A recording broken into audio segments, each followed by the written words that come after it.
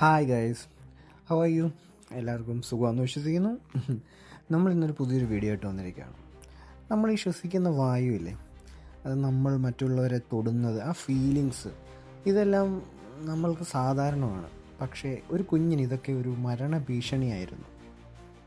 1971 അമേരിക്കയിൽ ഡേവിഡ് വെറ്റർ എന്നൊരു കുഞ്ഞ് ജനിക്കുന്നു. ജനിച്ച ഉടനെ ഡോക്ടർമാർ കണ്ടത് ഒരു ഭയങ്കരമായ ഒരു കാര്യമായിരുന്നു. ഡേവിഡിന് രോഗങ്ങളെ നേരിടാനുള്ള പ്രതിരോധ ശേഷി ഒന്നുമില്ലായിരുന്നു. ഒരു ചെറിയ ജീർണം പോലും അവനെ കൊല്ലാൻ പറ്റുന്നതായിരുന്നു. പുറലോകം അവന് മരണമായിരുന്നു. അതിനാൽ ഡോക്ടർമാർ ഒരു അസാധാരണമായ തീരുമാനത്തിലെത്തുന്നു: ഡേവിഡിൻ്റെ ജീവിതം ഒരു പ്ലാസ്റ്റിക് ബബിളിനുള്ളിലേക്ക് ആക്കുക.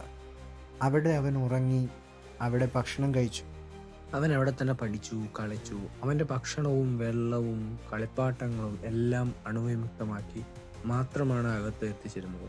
അമ്മ അവനെ ഹൃദയം നിറഞ്ഞ് സ്നേഹിച്ചു, പക്ഷേ ഒരിക്കലും കെട്ടിപ്പിടിക്കാൻ കഴിഞ്ഞില്ല. കയ്യുറ ധരിച്ചാണ് അമ്മ അവനെ ചുംബിച്ചത്. ചിന്തിച്ചു നോക്കൂ, അത്രയത്ര വലിയ വേദനയായിരുന്നു. പുറം ലോകത്ത് കുട്ടികൾ സ്വതന്ത്രമായി കളിക്കുമ്പോൾ ഡേവിഡ് പ്ലാസ്റ്റിക് മതിലിനുള്ളിൽ ജീവിതം നോക്കി ഇങ്ങനെ ജീവിക്കുമായിരുന്നു.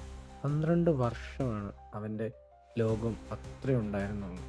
12ാം വയസ്സിൽ ഡോക്ടർമാർ ഒരു അവസാന ശ്രമം നടത്തി: അസ്ഥിമജ്ജ മാറ്റിവെക്കൽ. ആദ്യമായി ഡേവിഡ് ബബിളിന് പുറത്തേക്ക് വന്നു. പക്ഷേ അറിയാതെ ഒരു വൈറസ് അവൻ്റെ ശരീരത്തേക്ക് കടന്നു. അതിനെ നേരിടാൻ അവൻ്റെ ശരീരത്തിന് കഴിഞ്ഞില്ല. പുറം ലോകത്തെ തൊടാൻ പോലും കഴിയാത്ത 12 വർഷം ജീവിച്ച ഡേവിഡ് ലോകത്തോട് വിട പറഞ്ഞു. അവൻ ലോകം കണ്ടു, പക്ഷേ ഒരിക്കലും ശരിക്കും തൊടാൻ കഴിഞ്ഞിട്ടില്ല. അത് സിനിമയല്ല, യാഥാർത്ഥ്യമാണ്. ജീവിതത്തെ വിലമതിക്കൂ, ഓരോ ശ്വാസത്തെയും.